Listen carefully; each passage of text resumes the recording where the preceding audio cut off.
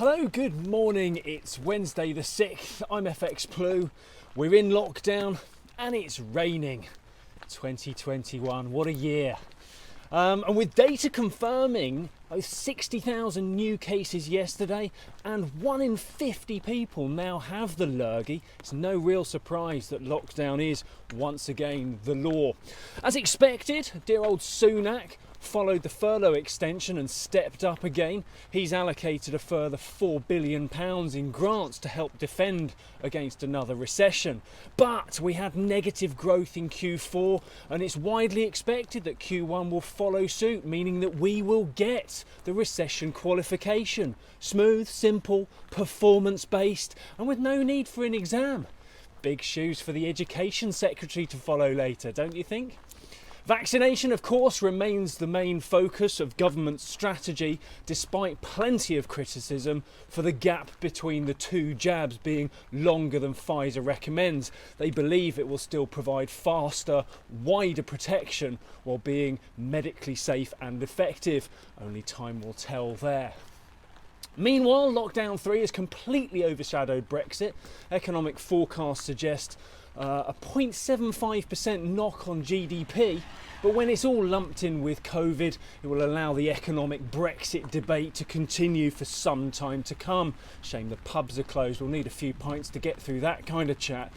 In the markets, sterling is yet to show any real kind of direction this year, perhaps holding back any New Year, New Me proclamation for fear of social media shaming. Whatever the case, we traded between 135.50 and 136.50 against the dollar yesterday, and we opened towards the upper end of that range this morning.